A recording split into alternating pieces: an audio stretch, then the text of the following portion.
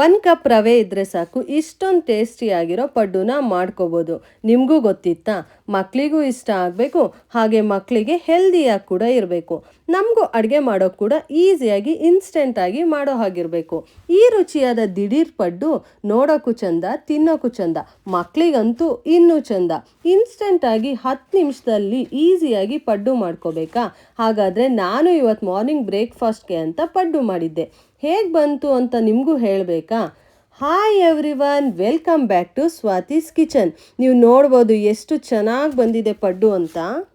Taste ಮಾತ್ರ ಇನ್ಸ್ಟೆಂಟಾಗಿ ಮಾಡಿದ್ವಿ ಅಂತ ಯಾರೂ ಕೂಡ ನಿಮಗೆ ಹೇಳೋಕ್ಕಾಗೋದೇ ಇಲ್ಲ. ಟೇಸ್ಟ್ ಅಷ್ಟು ಚೆನ್ನಾಗಿರುತ್ತೆ. ಯಾವಾಗ ಬೇಕಾದರೂ ಮಾರ್ನಿಂಗ್ ಬ್ರೇಕ್ಫಾಸ್ಟ್ಗೆ ಈಸಿಯಾಗಿ 10 ನಿಮಿಷದಲ್ಲಿ ಆಗಬೇಕು ಅಂದರೆ ಮಾರ್ನಿಂಗ್ ಮಾಡ್ಕೊಳ್ಳಿ. ಸಂಜೆ ಸ್ನ್ಯಾಕ್ಸಿಗೆ ಮಕ್ಕಳು ಬಂದರು ಸ್ಕೂಲಿಂದ ಅಂದಾಗ ಅವಾಗ ಮಾಡಿಕೊಡಿ. ಯಾವಾಗ ಬೇಕಾದ್ರೂ 10 ನಿಮಿಷ ನಿಮ್ಮ ಹತ್ರ ಟೈಮ್ ಇದ್ದರೆ ಸಾಕು, ಆರಾಮಾಗಿ ಪಡ್ಡುನ ಮಾಡ್ಕೊಬಿಡ್ಬೋದು. ತುಂಬ ನೋಡಿ ಎಷ್ಟು ಚೆನ್ನಾಗಿ ಪ್ಲಫಿಯಾಗಿ ಸ್ಮೂತಾಗಿ, ಒಳಗಡೆ ಫುಲ್ಲು ಸ್ಮೂತಾಗಿರುತ್ತೆ, ಹೊರಗಡೆ ಫುಲ್ಲು ಕ್ರಿಸ್ಪಿಯಾಗಿ.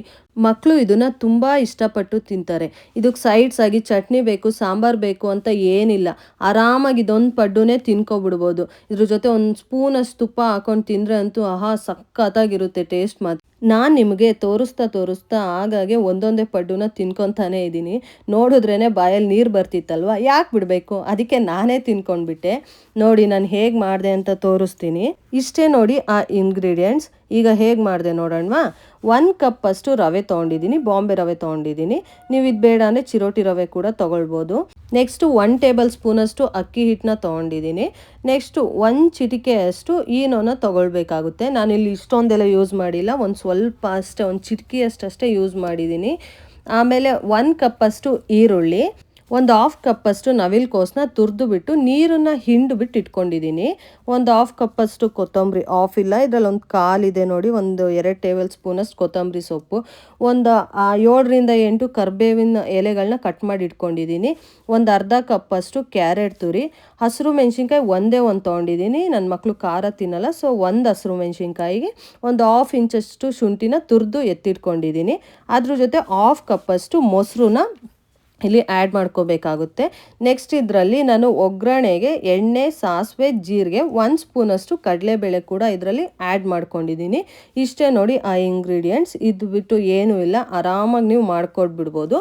ಈಗ ನೆಕ್ಸ್ಟು ನಾನಿಲ್ಲಿ ಬಾಂಬೆ ರವೆ ತೊಗೊಂಡಿದ್ನಲ್ಲ, ಅದನ್ನು ಒಂದು 2 ರೌಂಡ್ ಮಿಕ್ಸಿಗೆ ಹಾಕ್ಕೊಳ್ತಿದ್ದೀನಿ. ಯಾಕಂದರೆ ಸಣ್ಣ ಇರಬೇಕು, ಚಿರೋಟಿ ರವೆ ಥರ ಇರಬೇಕು. ನನ್ನ ಹತ್ರ ಚಿರೋಟಿ ರವೆ ಅವೈಲೇಬಲ್ ಇರಲಿಲ್ಲ ಅಂದ್ಬಿಟ್ಟು ಈ ಬಾಂಬೆ ರವೆನೇ ತೊಗೊಳ್ತಿದ್ದೀನಿ. ನೋಡಿ 1 ಕಪ್ಪಷ್ಟು ಜಾರ್ಗೆ ಹಾಕ್ಕೊಂಡು ಇದನ್ನು ಒಂದು 20 ಸೆಕೆಂಡ್ಸ್ ಗ್ರೈಂಡ್ ಮಾಡಿಕೊಂಡ್ರೆ ಸಾಕಾಗುತ್ತೆ. ನೋಡಿ ಈ ಥರ ಒಂದು ಸ್ವಲ್ಪ ರಫ್ ಆಗೇ ಇರಬೇಕು, ತೀರಾ ಏನು ಪೌಡ್ರ್ ಆಗೋ ಅವಶ್ಯಕತೆ ಏನಿಲ್ಲ. ಚಿರೋಟಿ ರವೆ ಬರುತ್ತಲ್ಲ ಆ ಥರ ಒಂದು ಚೂರು ರಫ್ ಆಗಿ ಮಾಡಿಕೊಂಡ್ರೆ ಸಾಕು. 10 ಮಿನಿಟ್ಸ್ ಇಲ್ಲ 20 ಮಿನಿಟ್ಸಲ್ಲಿ ಇದು ಕೂಡ ನಿಮ್ಗೆ ಆಗೋಗುತ್ತೆ. ನಿಮ್ಮ ಹತ್ರ ಚಿರೋಟಿ ರವೆ ಇತ್ತು ಅಂದರೆ ನೀವು ಅದನ್ನೇ ಯೂಸ್ ಮಾಡ್ಕೊಳ್ಳಿ. ನನ್ನ ಹತ್ರ ಇರಲಿಲ್ಲ ಅಂದ್ಬಿಟ್ಟು ನಾನು ಈ ರವೆಯಲ್ಲಿ ನಿಮಗೆ ಮಾಡಿ ತೋರಿಸ್ತಿದ್ದೀನಿ. ಈಗ ನೆಕ್ಸ್ಟು ಒಂದು ಪಾತ್ರೆ ತೊಗೊಂಡು ಈಗ ಗ್ರೈಂಡ್ ಮಾಡ್ಕೊಂಡಿದ್ವಲ್ಲ ಆ ರವೆನ ಇದಕ್ಕೆ ಸೇರಿಸ್ಕೊಳ್ತೀನಿ. ನೆಕ್ಸ್ಟು ಇದಕ್ಕೆ ಒಂದು 1/2 ಕಪ್ಪಷ್ಟು ಮೊಸರು ತೆಗೆದಿಟ್ಕೊಂಡಿದ್ವಲ್ಲ, ಒಂದು ಸ್ವಲ್ಪ ಗಟ್ಟಿ ಮೊಸರು ತೆಗೆದಿಟ್ಕೊಳ್ಬೇಕಾಗುತ್ತೆ. 1/2 ಕಪ್ಪಷ್ಟು ಮೊಸರನ್ನ ಇದಕ್ಕೆ ಆ್ಯಡ್ ಮಾಡ್ಕೊಳ್ತಿದ್ದೀನಿ. ನೆಕ್ಸ್ಟು 1 ಟೇಬಲ್ ಸ್ಪೂನಷ್ಟು ಅಕ್ಕಿ ಹಿಟ್ಟಿಟ್ಕೊಂಡಿದ್ವಲ್ಲ ಅದನ್ನು ಇದಕ್ಕೆ ಸೇರಿಸ್ಕೊಳ್ತಿದ್ದೀನಿ. ಸೇರಿಸ್ಕೊಂಡು ಈಗ ನೀಟಾಗಿ ಒಂಚೂರು ಮಿಕ್ಸ್ ಮಾಡ್ಕೋಬೇಕು. ಇದಕ್ಕೆ 1 ಕಪ್ಪಷ್ಟು ನಾನು ಇಲ್ಲಿ ನೀರು ಸೇರಿಸ್ಕೊಳ್ತಿದ್ದೀನಿ. ನೀರು ಸೇರಿಸ್ಕೊಂಡು ನೀಟಾಗಿ ಒಂದು ಗಂಟುಗಳಿಲ್ಲದ ಹಾಗೆ ನೀಟಾಗಿ ನೀರು ಕನ್ಸಿಸ್ಟೆನ್ಸಿ ನೋಡ್ಕೊಂಡು ಕಲಿಸ್ಕೋಬೇಕಾಗುತ್ತೆ. ಈಗ ನಾವು ಇಡ್ಲಿ ಮಾಡಬೇಕಾದ್ರೆ ಕನ್ಸಿಸ್ಟೆನ್ಸಿ ಒಂಚೂರು ತಿಕ್ಕಾಗಿರುತ್ತಲ್ಲ ಆ ಕನ್ಸಿಸ್ಟೆನ್ಸಿ ಇರಬೇಕು. ತೀರಾ ತೆಳು ಆದರೆ ಇದು ಚೆನ್ನಾಗಿ ಬರಲ್ಲ. ನೋಡಿ ನೀರನ್ನ ಸೇರಿಸ್ಕೊಂಡು ನೀಟಾಗಿ ಹೀಗೆ ಮಿಕ್ಸ್ ಮಾಡ್ಕೊಳ್ಬೇಕಾಗುತ್ತೆ. ನಾನಿಲ್ಲಿ ಮಿಕ್ಸ್ ಮಾಡ್ಕೊಳ್ತಾನೆ ಇದ್ದೀನಿ.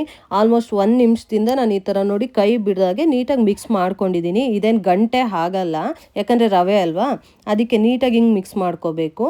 ನನಗಿಲ್ಲಿ ಎಷ್ಟು 1 ಕಪ್ ರವೆಗೆ ಇಲ್ಲಿ ನನಗೆ 2 ಕಪ್ಪಷ್ಟು ನೀರು ಬೇಕಾಗಿದೆ.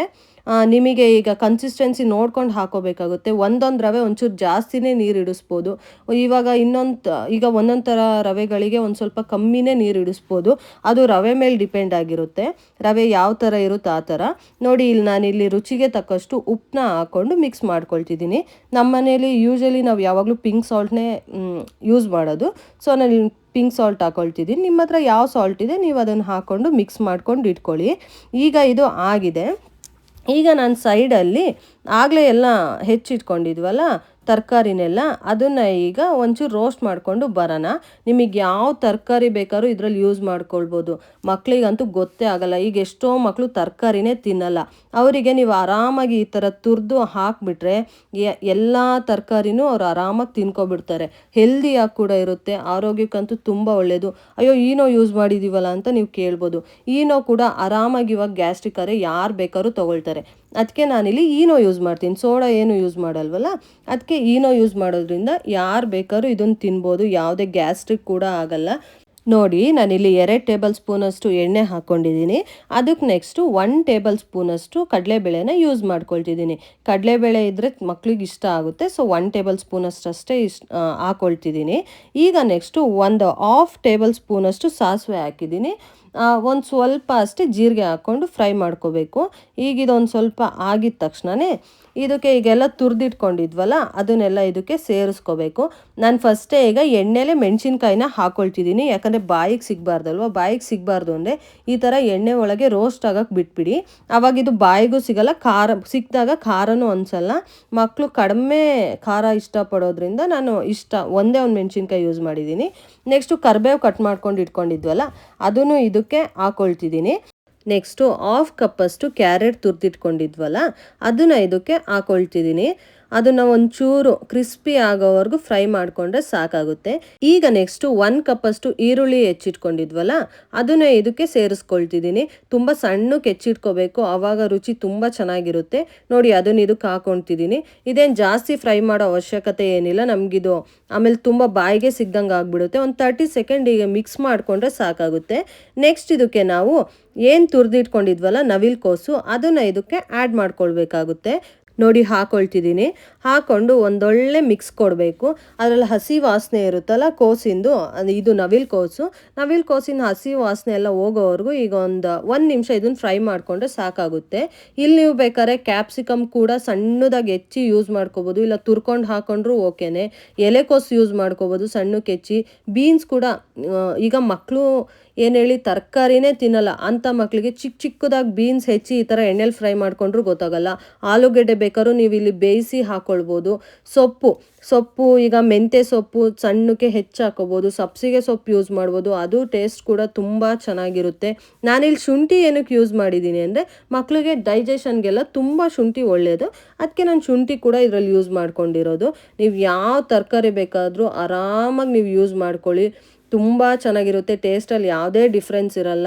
ಆಮೇಲೆ ನೆಕ್ಸ್ಟು ನೋಡಿ ಇಲ್ಲೇನು ಕೊತ್ತಂಬರಿ ಸೊಪ್ಪು ಹೆಚ್ಚಿಟ್ಕೊಂಡಿದ್ದೀನಲ್ಲ ಅದನ್ನು ಇದಕ್ಕೆ ಸೇರಿಸ್ಕೊಂಡು ಜಸ್ಟ್ ಒಂದು ಮಿಕ್ಸ್ ಕೊಟ್ಬಿಟ್ಟು ಇದನ್ನೆಲ್ಲ ತೆಕ್ಕೊಂಡು ಏನು ನಾವು ಕಲಸಿಟ್ಕೊಂಡಿದ್ವಲ್ಲ ರವೆ ಮತ್ತು ಮೊಸರು ಹಾಕಿ ಕಲಸಿಟ್ಕೊಂಡಿದ್ವಲ್ಲ ಆ ಮಿಕ್ಸ್ಚರ್ಗೆ ಇದನ್ನು ಆ್ಯಡ್ ಮಾಡ್ಕೊಳ್ಳೋದಷ್ಟೇ. ಆ್ಯಡ್ ಮಾಡಿಕೊಂಡು ನೆಕ್ಸ್ಟು ಪಡ್ಡು ಮಾಡ್ಕೊಳ್ಳೋದಷ್ಟೇ. ನಾನಿಲ್ಲಿ ಉಪ್ಪು ಮಿಕ್ಸ್ ಮಾಡಿದ್ದೀನಿ, ಬಟ್ ಕ್ಲಿಪ್ ಮಿಸ್ ಆಗಿದೆ ಅಷ್ಟೇ. ಇವಾಗ ಇದನ್ನೆಲ್ಲ ತಗೊಂಡು ಈ ಮಿಕ್ಸ್ಚರ್ಗೆ ಆ್ಯಡ್ ಮಾಡ್ಕೊಳ್ಳೋದಷ್ಟೇ. ನೋಡಿ ಹಾಕಿದ್ದೀನಿ, ಅದು ಕ್ಲಿಪ್ ಮಿಸ್ ಆಗಿಬಿಟ್ಟಿದೆ, ವಿಡಿಯೋ ರೆಕಾರ್ಡ್ ಆಗಿಲ್ಲ.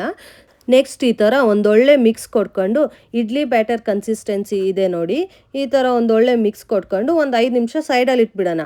ಅಷ್ಟೊತ್ತಿಗೆ ಚಟ್ನಿ ಮಾಡ್ಕೊಂಡು ಬರೋಣ. ಇನ್ಸ್ಟೆಂಟಾಗಿ ಇದು ಅಷ್ಟೇ 5 ಮಿನಿಟ್ಸಲ್ಲಿ ಆರಾಮಾಗಿ ಚಟ್ನಿ ಮಾಡ್ಕೊಳ್ಬಿಡೋದು.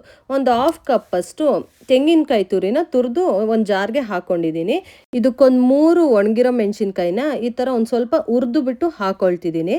ನೆಕ್ಸ್ಟ್ ಇಲ್ಲಿ ಒಂದು 2 ಟೇಬಲ್ ಸ್ಪೂನಷ್ಟು ಕಡಲೆಬೇಳೆನ ಎಣ್ಣೆಯಲ್ಲಿ ಫ್ರೈ ಮಾಡಿ ಇದಕ್ಕೆ ಹಾಕ್ಕೊಂಡಿದ್ದೀನಿ. ನೀವು ಚಟ್ನಿ ತುಂಬ ಡಿಫ್ರೆಂಟ್ ಟೈಪ್ಸ್ ಆಫ್ ಚಟ್ನಿಗಳಿದ್ದಾವೆ, ಎಷ್ಟು ಎಲ್ಲ ಕಾಳುಗಳಲ್ಲೂ ಚಟ್ನಿ ಮಾಡ್ತಾರೆ.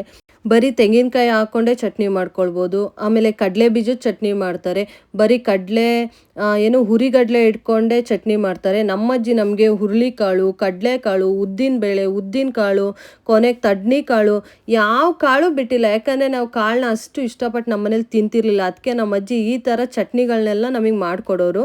ನಿಮಗೆ ಮುಂದಿನ ದಿನಗಳಲ್ಲಿ ನನ್ನ ಚಾನಲಲ್ಲಿ 7 ದಿನಕ್ಕೆ 7 ಥರದ್ದು different types of dosa, different types of 7 ದಿನಕ್ಕೆ 7 ಥರದ ಚಟ್ನಿ ಎಲ್ಲನೂ ನಿಮಗೆ ನೋಡೋಕ್ಕೆ ಸಿಗುತ್ತೆ.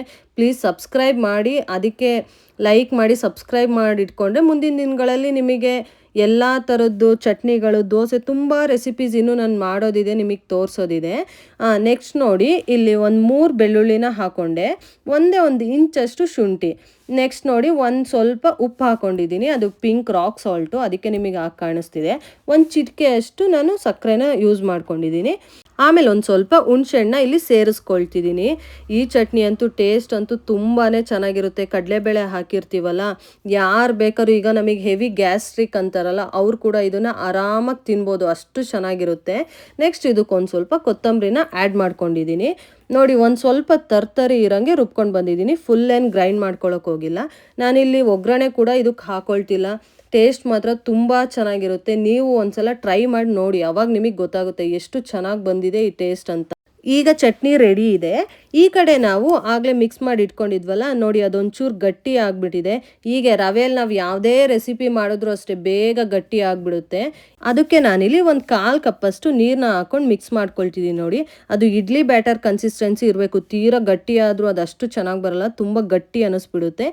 ಈಗ ನಾನೊಂದು ಟೀ ಸ್ಪೂನಷ್ಟು ಈನೋನ ಇಲ್ಲಿ ಸೇರಿಸ್ಕೊಳ್ತಿದ್ದೀನಿ. ಇನ್ನೇನು ಇವಾಗ ಪಡ್ಡು ಮಾಡ್ಕೊಳ್ತೀವಲ್ಲ, ಆ ಟೈಮಲ್ಲಿ ಸೇರಿಸ್ಕೊಂಡ್ರೆ ಆಯಿತು. ಸೇರಿಸ್ಕೊಂಡು ನೀಟಾಗಿ ಒಂದು ಮಿಕ್ಸ್ ಮಾಡ್ಕೊಂಡಿದ್ದೀನಿ. ನೋಡಿ, ಈಗ ಪಡ್ಡು ಹಂಚನ್ನ ಮೊದಲೇ ಕಾಯೋಕ್ಕೆ ಅಂತ ಇಟ್ಟಿದ್ದೆ. ಇದು ತುಂಬ ತಳ ದಪ್ಪ ಇರೋದ್ರಿಂದ ಒಂದು 2 ಮಿನಿಟ್ಸ್ ಆದರೂ ನೀಟಾಗಿ ಹೈ ಫ್ಲೇಮಲ್ಲೇ ನಾನು ಬಿಸಿಗಿಡಬೇಕಾಗುತ್ತೆ. ಈಗ ಹಂಚು ಕಾದಿದೆ. ನೋಡಿ, ನಾನಿಲ್ಲಿ ಪಡ್ಡು ಬ್ಯಾಟರ್ ಏನಿತ್ತು ಅದನ್ನು ಹಾಕೊಳ್ತಿದ್ದೀನಿ. ಈ ಥರ ಫುಲ್ ಹಾಕೊಳ್ಳೋಕೆ ಹೋಗ್ಬಾರ್ದು, ತುಂಬ ದಪ್ಪ ಆಗಿಬಿಡುತ್ತೆ. ಆರಾಮಾಗಿ ಒಂದು 1/2 ಇಲ್ಲ 1/4 ಹಾಕೊಂಡ್ರೆ ಸಾಕಾಗುತ್ತೆ. ನಾನು ಹಾಕೊಂಡಿದ್ನಲ್ವ, ಅದಕ್ಕೆ ನಿಮಗೆ ಹೇಳ್ತಿದ್ದೀನಿ. 1/2 ಹಾಕೊಂಡ್ರೆ ಸಾಕಾಗುತ್ತೆ, ಚೆನ್ನಾಗಿ ಬೇಯ್ಕೊಳ್ಳುತ್ತೆ ಮತ್ತು ಇದು ದಪ್ಪ ಆಗುತ್ತೆ. ಇವಾಗ ಮೇಲೆ ಸ್ವಲ್ಪ ಎಣ್ಣೆ ಹಾಕ್ಬಿಟ್ಟು ಇದನ್ನು ಮುಚ್ಚಕ್ಕೆ ಇಡ್ತಿದ್ದೀನಿ. ಒಂದು 2 ಮಿನಿಟ್ಸ್ಗೆಲ್ಲ ನೀಟಾಗಿ ಬೆಂದು ಬಿಡುತ್ತೆ. ನಾನಿಲ್ಲಿ ಮೀಡಿಯಮ್ ಟು ಹೈ ಫ್ಲೇಮ್ ಮಧ್ಯೆ ಇಟ್ಟು ಬೇಯಿಸ್ಕೊಳ್ತಿದ್ದೀನಿ, ಯಾಕಂದರೆ ಒಳಗೆಲ್ಲ ನೀಟಾಗಿ ಹಿಟ್ಟೆಲ್ಲ ಬೇಯ್ಕೋಬೇಕಲ್ವ, ಅದಕ್ಕೆ ನೀಟಾಗಿ ಬೇಯಿಸ್ಕೋಬೇಕಾಗುತ್ತೆ ಇದನ್ನು. ಈಗ ನೋಡಿ ಬೆಂದಿದೆ, ಇನ್ನೊಂದು ಸೈಡ್ ಬೇಯಿಸ್ಕೋಬೇಕಲ್ವಾ, ಅದಕ್ಕೆ ಈ ಥರ ಸ್ಪೂನ್ ಸಹಾಯದಿಂದ ಉಲ್ಟಾ ಮಾಡಿ ಎಲ್ಲದನ್ನೂ ಈ ಥರ ಹಾಕೊಳ್ತಿದ್ದೀನಿ. ಇನ್ನೊಂದು ಸೈಡ್ ಕೂಡ ಬೇಯಿಸ್ಕೋಬೇಕು. ಇನ್ನೊಂದು ಸೈಡ್ ಏನು ತುಂಬ ಹೊತ್ತೇನು ಬೇಯಿಸೋ ಅವಶ್ಯಕತೆ ಏನಿಲ್ಲ. ಆ ಕಡೆ ಒಂದು 2 ಮಿನಿಟ್ಸ್ ಈ ಕಡೆ 1 ಮಿನಿಟ್ಸ್ ಬೇಯಿಸಿದ್ರೆ ಸಾಕಾಗುತ್ತೆ. ಇದು ಟೇಸ್ಟ್ ಮಾತ್ರ ತುಂಬ ಚೆನ್ನಾಗಿರುತ್ತೆ. ಯಾವುದೇ ತರಕಾರಿ ಹಾಕಿದ್ದೀವಿ ಅಂತಲೂ ಮಕ್ಕಳಿಗಂತೂ ಗೊತ್ತೇ ಆಗಲ್ಲ. ಮಮ್ಮಿ ಚೆನ್ನಾಗಿದೆ ಅಂದ್ಕೊಂಡು ತುಂಬ ಚೆನ್ನಾಗಿ ತಿನ್ಬಿಡ್ತಾರೆ, ಅಷ್ಟು ಚೆನ್ನಾಗಿರುತ್ತೆ. ನನ್ನ ಮಗಳಿಗೆ ಯಾವಾಗಲೂ ಈ ಥರ ಒಂದು ಸ್ವಲ್ಪ ರೋಸ್ಟ್ ಆಗಿದ್ರೆ ಇಷ್ಟ ಆಗುತ್ತೆ. ಅದಕ್ಕೆ ನಾನು ಇಲ್ಲಿ ನೋಡಿ ತುಂಬ ರೋಸ್ಟ್ ಆಗಿ ಮಾಡಿಕೊಟ್ಟಿದ್ದೀನಿ ಅವಳಿಗೆ. ಇದಂತೂ ಟೇಸ್ಟ್ ವೈಸ್ ಅಂತೂ ತುಂಬಾ ಚೆನ್ನಾಗಿತ್ತು. ನೋಡಿ, ನಾನು ಇಲ್ಲಿ ನಿಮಗೆ ತೋರಿಸ್ತಿದ್ದೀನಲ್ಲ, ಒಳಗಂತೂ ಫುಲ್ಲು ಸಾಫ್ಟಾಗಿ, ಹೊರಗಿಂದ ಫುಲ್ಲು ಕ್ರಿಸ್ಪಿಯಾಗಿ ಫ್ಲಫಿಯಾಗಿ ತುಂಬ ಚೆನ್ನಾಗಿ ಬಂದಿತ್ತು. ನೀವು ಇದನ್ನೊಂದ್ಸಲ ಟ್ರೈ ಮಾಡಲೇಬೇಕು. ಇದೆಲ್ಲ ಮಕ್ಕಳಿಗೆ ಅಂತ ಇಷ್ಟು ಮಾಡ್ಕೊಂಡಿದ್ದು. ನಾನು ಮಾಡಿದ ತಕ್ಷಣವೇ ವೀಡಿಯೋ ಮಾಡ್ಕೊಳ್ಳೋಕೆ ಮುಂಚೆನೇ ಇದು ಖಾಲಿನೇ ಆಗೋಯ್ತು. ನೆಕ್ಸ್ಟ್ ನನಗೆ ಅಂತ ಅಂದರೆ ಇಷ್ಟೊಂದು ರೋಸ್ಟೆಲ್ಲ ನನಗೆ ಇಷ್ಟ ಆಗಲ್ಲ, ಸೊ ಮೀಡಿಯಮ್ ರೋಸ್ಟಲ್ಲಿನೂ ಮಾಡಿದ್ದೀನಿ. ಇರಿ ನಿಮ್ಗೆ ಅದನ್ನು ತೋರಿಸ್ತೀನಿ. ಇಲ್ಲಿ ಮೀಡಿಯಮ್ ಆಗಿ ಅಂದರೆ ತುಂಬ ಕ್ರಿಸ್ಪಿ ಎಲ್ಲ ನನಗೆ ಇಷ್ಟ ಆಗಲ್ಲ, ಮೀಡಿಯಮ್ ಆಗಿ ಇದು ತುಂಬ ಸಾಫ್ಟ್ ಆಗಿರುತ್ತೆ, ಹೊರಗಿಂದ ಸ್ವಲ್ಪ ಅಷ್ಟೇ ಕ್ರಿಸ್ಪಿ ಆಗಿರುತ್ತೆ. ನಾನು ಈ ಥರ ಮಾಡ್ಕೊಂಡಿದ್ದೀನಿ. ಈ ಕಡೆ 1-2 ಮಿನಿಟ್ಸೇ ಬೇಯಿಸ್ಕೊಂಡಿದ್ದೀನಿ, ಬಟ್ ಮೀಡಿಯಮ್ ಫ್ಲೇಮಲ್ಲಿ ಬೇಯಿಸ್ಕೊಂಡಿದ್ದೀನಿ. ನೋಡಿ, ಇದಂತೂ ನನಗೆ ಇನ್ನೂ ಇಷ್ಟ ಆಯಿತು. ಆ ಟೇಸ್ಟ್ಗಿಂತ ಈ ಟೇಸ್ಟ್ ಇನ್ನೂ ಇಷ್ಟ ಆಗೋಯ್ತು. ಅಂದರೆ ಒಬ್ಬೊಬ್ರಿಗೆ ಒಂದೊಂದು ಥರ ಇಷ್ಟ ಆಗುತ್ತಲ್ವ. ಇವಾಗ ದೋಸೆನೇ ಆಗಲಿ, ಒಬ್ಬೊಬ್ಬರಿಗೆ ತುಂಬ ಕ್ರಿಸ್ಪಿಯಾಗಿ ಇಷ್ಟ ಆಗುತ್ತೆ. ನನಗೆ ದೋಸೆ ಆಗಲಿ, ಈ ಥರ ಪಡ್ಡು ಆಗಲಿ ತುಂಬ ಕ್ರಿಸ್ಪಿ ಎಲ್ಲ ಏನು ಇಷ್ಟ ಆಗಲ್ಲ. ನಾರ್ಮಲಾಗಿ ಒಂದು ಸ್ವಲ್ಪ ಸಾಫ್ಟ್ ಆಗಿದ್ರೇ ಇಷ್ಟ ಆಗುತ್ತೆ. ಸೊ ನಾನು ಇದೇ ಥರ ಮಾಡ್ಕೊಂಡಿದ್ದೀನಿ. ನೋಡ್ತಿರ್ಬೋದು ನೀವು ಎಷ್ಟು ಚೆನ್ನಾಗಿ ಕಾಣಿಸ್ತಿದೆ ಅಂತ. ನನಗಂತೂ ಇದ್ರ ಟೇಸ್ಟ್ ಅಂತೂ ತುಂಬಾ ಇಷ್ಟ ಆಯಿತು. ಯಾವುದೇ ದೋಸೆ ರುಬ್ಬಬೇಕು, ಅಕ್ಕಿ ನೆನೆಸ್ಬೇಕು, ರುಬ್ಬಬೇಕು, ನೈಟೇ ನೆನೆಸಿಡ್ಬೇಕು, ಅಯ್ಯೋ ನೆನೆಸಿಲ್ವಲ್ಲ ರುಬ್ಬಿಲ್ವಲ್ಲ ಅನ್ನೋ ಟೆನ್ಷನ್ಸ್ ಇಲ್ದಲೆ ಆರಾಮಾಗಿ 10 ನಿಮಿಷದಲ್ಲೇ ಇದನ್ನು ಆರಾಮಾಗಿ ಮಾಡ್ಕೊಟ್ಬಿಡ್ಬೋದು. ನಾನು ಯಾಕೆ ಇಷ್ಟೊಂದು ಎಕ್ಸ್ಪ್ಲೈನ್ ಮಾಡಿ ಹೇಳಿದ್ದೀನಿ ಅಂದರೆ, ಬಿಗಿನರ್ಸ್ ಕೂಡ ಇರ್ತಾರೆ, ಅವ್ರಿಗೆ ಪ್ರತಿಯೊಂದು ತಿಳ್ಕೊಬೇಕು, ಅರ್ಥ ಆಗಬೇಕಲ್ವ. ಸೊ ನಾನು ಅದಕ್ಕೆ ಇಷ್ಟೊಂದೆಲ್ಲ ಹೇಳ್ತಿರೋದು. ನೋಡಿ, ಇದು ಅಷ್ಟೇ ಎಷ್ಟು ಚೆನ್ನಾಗಿ ಬಂದಿದೆ ಅಂದರೆ ತುಂಬಾ ಟೇಸ್ಟ್ ವೈಸ್ ಅಂತೂ ತುಂಬಾ ಚೆನ್ನಾಗಿ ಬರುತ್ತೆ. ನಾವು ಯಾವ ತರಕಾರಿ ಆಗಿದ್ದೀವಿ ಏನು ಯಾವುದು ಗೊತ್ತಾಗಲ್ಲ, ಅಷ್ಟು ಟೇಸ್ಟ್ ತುಂಬ ಚೆನ್ನಾಗಿ ಬರುತ್ತೆ. ನೀವು ಒಂದ್ಸಲ ಇದನ್ನು ಮನೇಲಿ ಮಿಸ್ ಮಾಡ್ದಂಗೆ ಟ್ರೈ ಮಾಡಿ, ನಿಮಗಂತೂ ತುಂಬಾ ಇಷ್ಟ ಆಗಿಬಿಡುತ್ತೆ. ಇಷ್ಟ ಆಗಿದರೆ ಪ್ಲೀಸ್ ಒಂದು ಲೈಕ್ ಮಾಡೋದನ್ನ ಮರಿಬೇಡಿ. ಪ್ಲೀಸ್ ಫಾಲೋ ಮಾಡ್ಕೊಳ್ಳಿ, ಸಪೋರ್ಟ್ ಮಾಡಿ, ಸಬ್ಸ್ಕ್ರೈಬ್ ಮಾಡ್ಕೊಳ್ಳಿ. Thank you for watching. Bye.